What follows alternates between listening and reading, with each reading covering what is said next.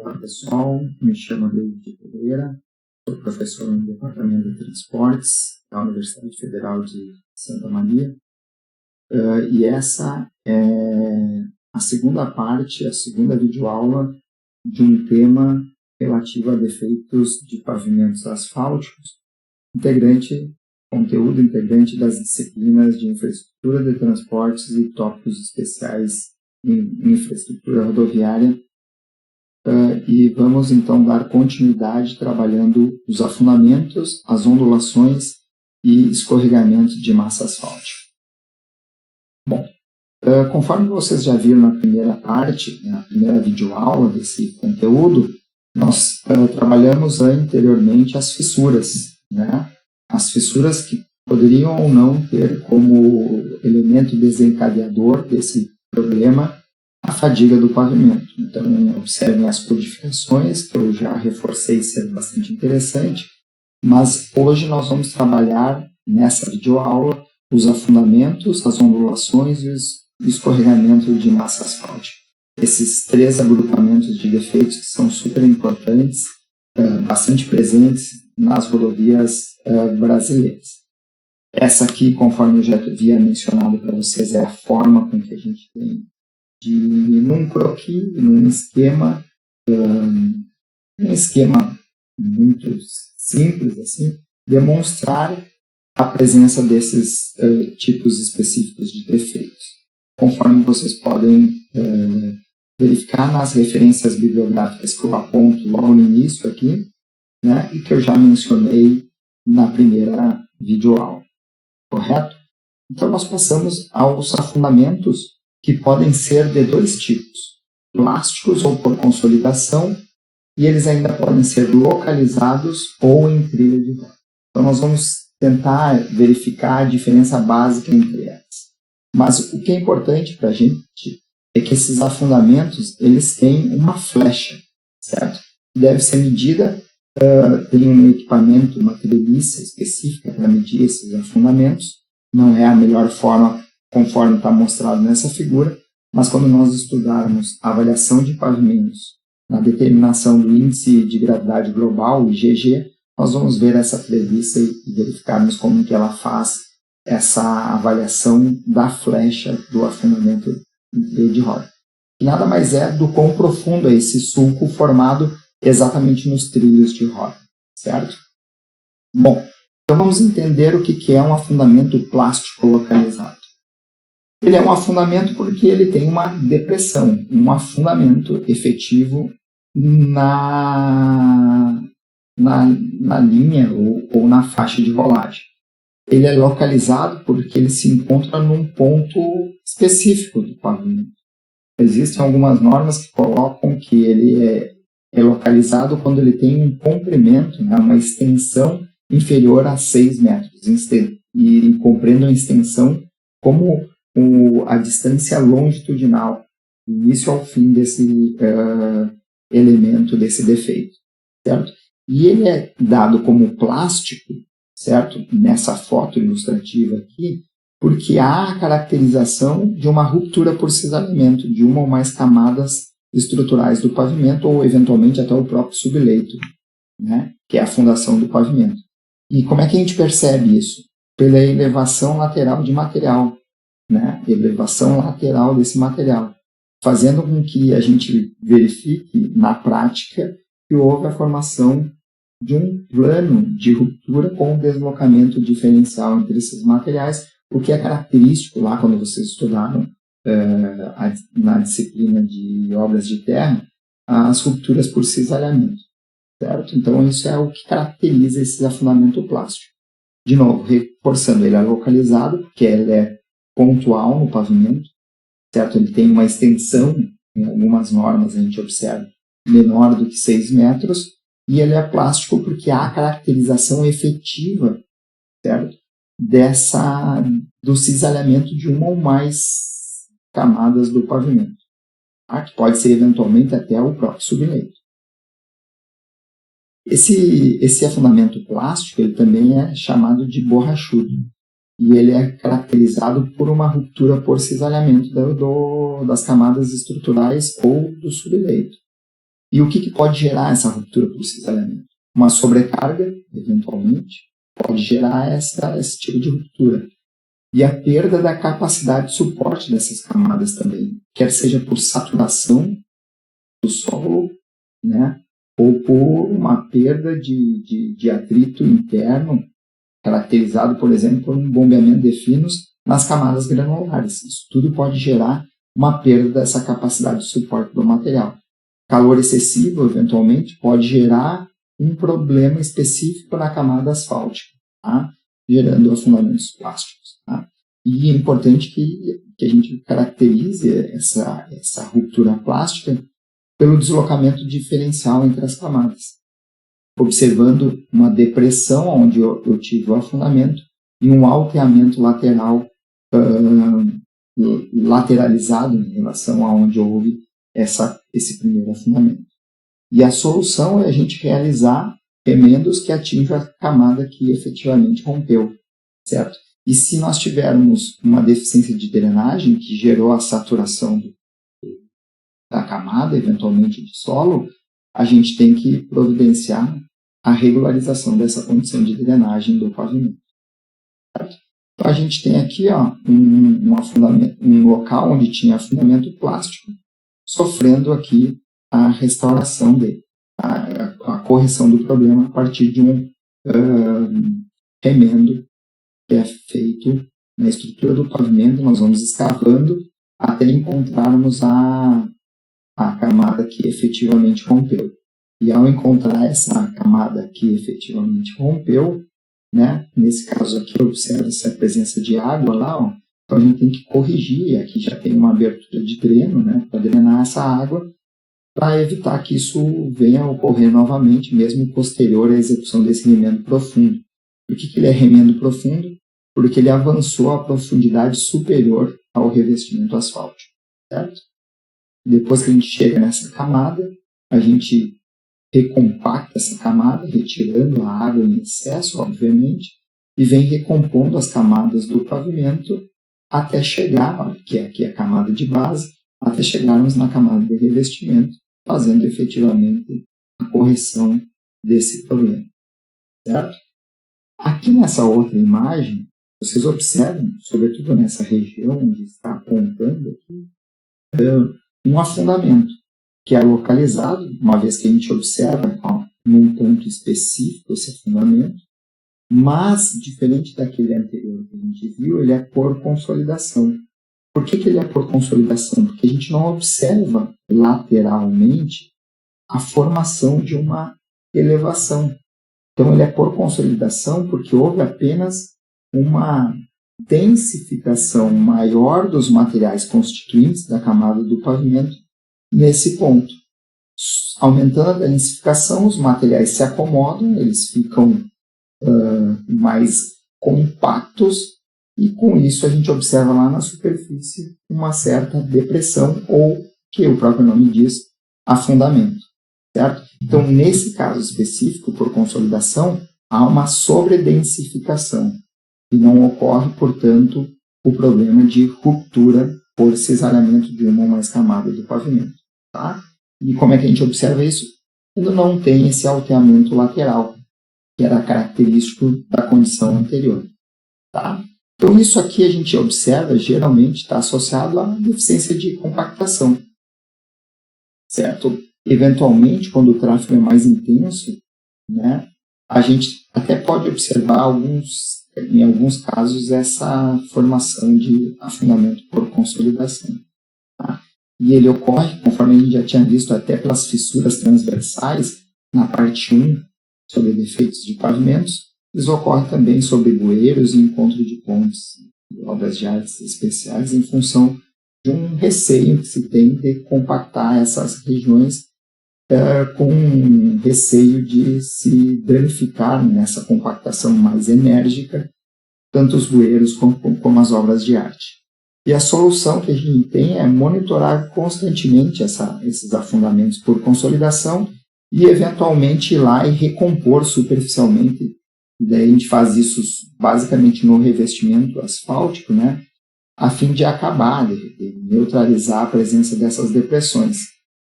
A gente pode, inclusive, fazer a fresagem transversal do pavimento, se a gente tiver uma consolidação, para favorecer e encaixarmos melhor essa nova camada asfáltica que vai ser colocada lá para recompor essa condição de depressão formada pela consolidação dos materiais. Tá? Ó, essa figura aqui eu faço a pergunta para vocês.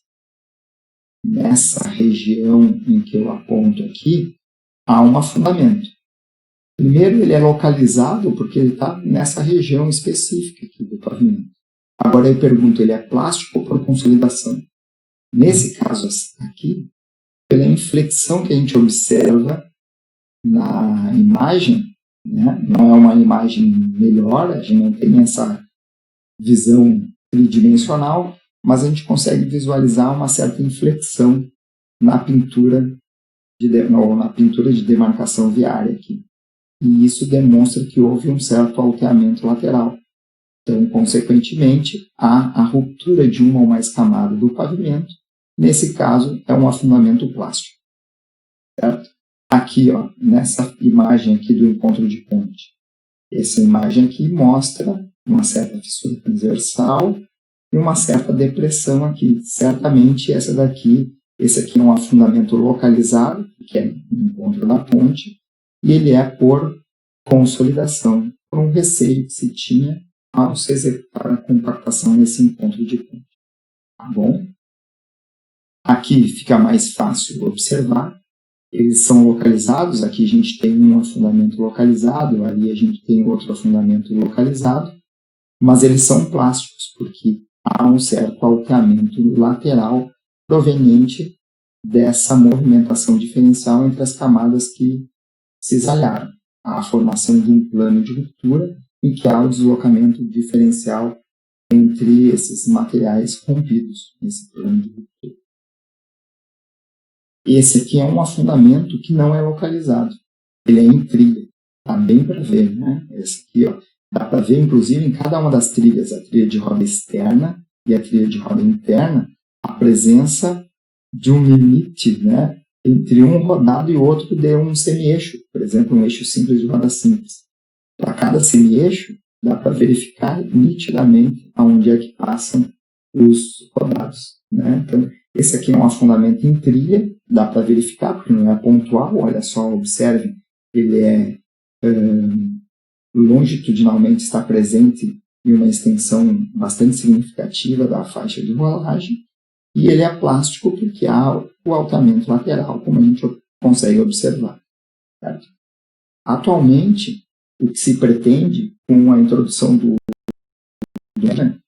é que a gente consiga, ao dimensionar o pavimento, verificar a probabilidade, maior ou menor probabilidade de ocorrência de deformações em trilho de roda. O que a gente quer é que nossos pavimentos não sofram afundamentos substanciais em trilho de roda. E a gente coloca como limite máximo para esses afundamentos em trilho de roda algo próximo a 12 milímetros, certo? Algumas concessões têm um limite máximo de 7 a 10 milímetros de afundamentos de trilho de roda. Esse é o ideal, que a gente trabalhe até esses limites. Acima disso, nós temos uma condição bastante preocupante no que diz respeito à segurança viária, porque nesses afundamentos plásticos ou por consolidação, mas sobretudo em trilha de roda, são pontos preferenciais para acúmulo de água em dias de chuva, o que pode gerar a aquaplanagem dos veículos e uma perda substancial da segurança viária nesses pontos. Tá? E esse é um exemplo característico, clássico aqui. Ó. Nós temos uma via com afundamento em trilha de roda, observem a presença da água nessas trilhas de roda e o consequente, talvez, né, a gente não tem como garantir, mas talvez possa ter sido um dos fatores concorrentes para o acidente em que a gente observa nessa imagem. Correto? Nem sempre isso é verdadeiro, mas ele pode contribuir, sim, para a perda de dirigibilidade do veículo a partir de uma velocidade indevida, uma condição de pneu também indevido, por imperícia ou imprudência dos motoristas. E excesso de velocidade é um outro elemento que também interfere. Mas certamente a presença de sulcos provê um acúmulo maior de água na superfície, gerando uma condição de risco inerente à aquaplanagem, sobretudo quando outros cuidados ou a direção defensiva não é assumida por parte do motorista. Uma das condições que a gente tem para tentar recuperar isso é realizar a fresagem, sobretudo daquelas partes mais alteadas, de maneira a deixar mais plana e reduzir esses afundamentos que a gente tem, certo? Sobretudo em trilha, que a gente está falando mais especificamente aqui. Então, observem, foi retirado aquelas corcovas que a gente tem de alteamento lateral, certo? E depois a gente pode vir aqui e fazer um tratamento de superfície, como uma lama asfáltica, um micro-revestimento asfáltico a frio, para dar uma condição homogênea em termos de textura superficial do pavimento. Outra característica, quando esse afundamento não é muito profundo, ele está na ordem de 8 milímetros, é a gente realizar micro-revestimento asfáltico em uma camada primeira, né, só nas trilhas de roda, e numa segunda passagem, se tiver disponibilidade orçamentária, fazer em toda a seção transversal da faixa de rolagem, provendo uma condição mais contínua em termos de percepção visual e de condições de rolagem para os veículos que trafegam na rodovia. Né? Aqui vocês observem que a mesa da usina de micro, ela foi limitada de tal sorte que a gente só está lançando material nas faixas, nas trilhas de roda que apresentavam um certo afundamento. De novo, eu não consigo recuperar afundamentos muito grandes, eu tenho um certo limite de capacidade, assim, e essas camadas de micro-revestimento asfáltico também tem uma certa limitação, não superior a 1,2 milímetros, 1,2 centímetros, 12 milímetros na grande maioria das vezes. Correto? Então é assim que a gente fica com um pavimento zebrado, caso a nossa opção seja por não refazermos uma segunda passagem com aplicação contínua em toda a faixa de rolagem. Certo? Mas ela se presta e garante uma condição relativamente interessante sob o ponto de vista de recuperação desses afundamentos por consolidação ou plástico em trilho de roda. Se for plástico, previamente eu preciso retirar aquelas corcovas, aqueles alteamentos laterais, para ser mais efetiva a implantação dessa solução. Um outro problema que a gente tem é de ondulação ou corrugação do pavimento. Essas ondulações ou corrugações, elas podem ser associadas a uma compactação deficiente das minhas camadas estruturais do pavimento, a uma sobrecarga, eventualmente, e também a uma alternância de direção, como ocorre em cruzamentos e ou rotatórias, rótulas, né? Então isso é muito comum. Quem está habituado a estudar aqui em Santa Maria e verificar naquele trevo da Avenida Roraima com a faixa nova de Camobi, observa que na rotatória a gente tem bastante ondulações, certo? Isso em função dessa alternância de direções dos veículos mais pesados, sobretudo daqueles veículos comerciais. E a solução é corrigir através de recapeamento simples, que não é muito efetivo. Na maioria das vezes, a gente faz a fresagem e recompõe a camada asfáltica nessas condições, né? Nesses pontos.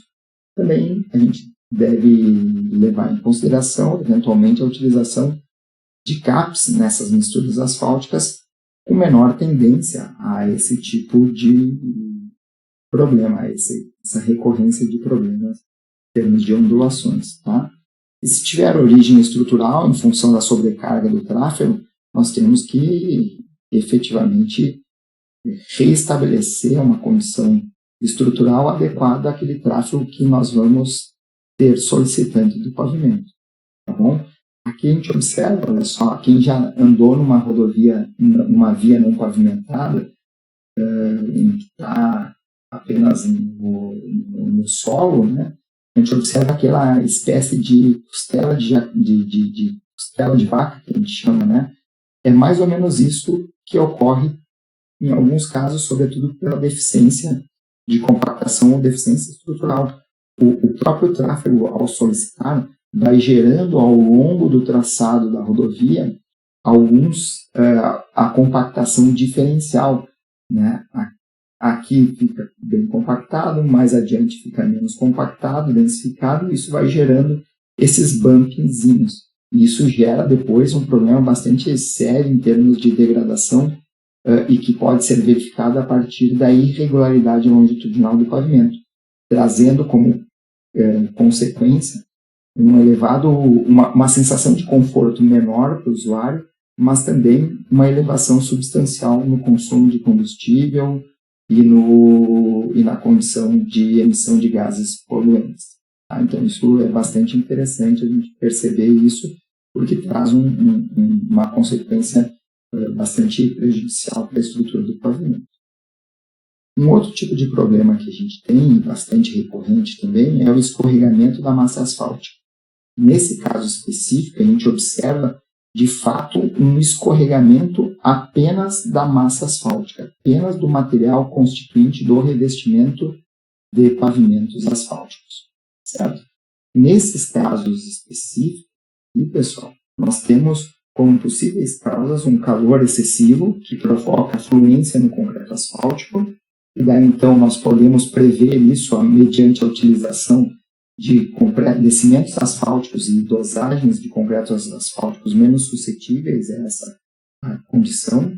Então, quando o calor é excessivo, usar DECAPs mais duros, muitas vezes a gente consegue, com bastante eficiência, corrigir esse problema, ou a utilização de DECAPs modificados por polímero ou cap-borracha. Tá? Isso também. Outro problema que a gente tem, que pode levar a essa condição, é uma massa que a gente chama muito gorda, tem excesso de cap, ou escassez de vazios. Essa é uma condição em que a gente pode ter uma recorrência em termos de escorregamento de massa asfáltica, e massas muito gordas também podem ser causas de afundamentos em trilho de roda.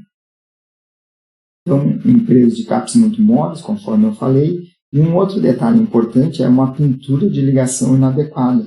Vamos imaginar que a gente esteja fazendo um recapeamento simples sobre uma camada asfáltica pré-existente e danificada. Eu tenho que prover uma condição adequada de adesão, de aderência, entre a nova camada e a camada abaixo de revestimento asfáltico. E isso eu consigo mediante a pintura de ligação. Caso a minha pintura de ligação seja inadequada, eu não vou ter a aderência perfeita entre essas duas camadas e, como consequência, eu vou ter o escorregamento da massa asfáltica.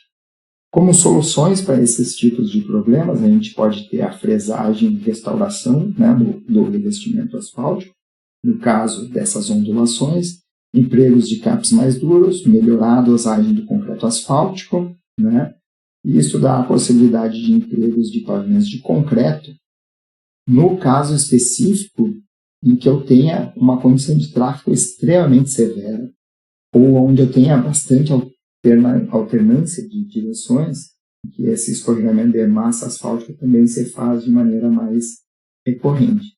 Então, há eventualmente a possibilidade ou a necessidade de, inclusive, alternarmos o tipo específico de alternativa em pavimentação usando os concretos de cimento Portland, certo? Então, aqui nós temos alguns outros casos. Observe, a gente tinha inicialmente a rodovia adequadamente colocada aqui, né?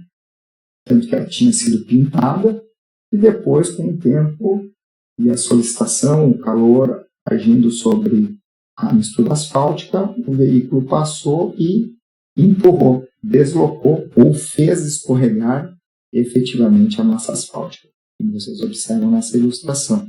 Isso aqui é na na RSC 287, que liga Santa Maria até Santa Cruz. Aqui é um outro tipo de escorregamento de massa asfáltica, agora proveniente decorrente da pintura inadequada de ligação entre a camada asfáltica nova e a anterior. Então, observem que houve um escorregamento. E, efetivamente, essa parcela da massa asfáltica escorregou em relação à camada asfáltica anterior. Certo? E outra característica importante desse escorregamento da massa asfáltica, onde a gente tem pontos de frenagem e aceleração dos veículos, sobretudo veículos comerciais, né? Isso aqui é numa parada de ônibus na rua Pinheiro Machado, entre a Rua do Acampamento e a Riachuelo, aqui em Santa Maria. Nessa parada de ônibus, o ônibus parava e quando retomava a aceleração, observem, ele ia na direção de baixo para cima, certo? Aqui formam as fissuras em meia-lua que demonstram de fato que está ocorrendo um escorregamento da massa asfáltica. A massa asfáltica está se deslocando do topo da imagem para o fundo da imagem, fazendo com que surjam essas fissuras em forma de meia-lua. Tá? Então, pessoal, basicamente do que a gente tinha para esse conjunto de defeitos, que eram os afundamentos, que eram as ondulações e os escorregamentos, o que nós tínhamos para tratar nessa videoaula era isso, e espero contar com a atenção de vocês também nas próximas videoaulas, faltam ainda mais 2, que nós vamos fazer o fechamento, então, dessa parte, desse módulo de defeitos em pavimentos asfálticos. Fico à disposição de todos vocês para dirimir eventuais dúvidas.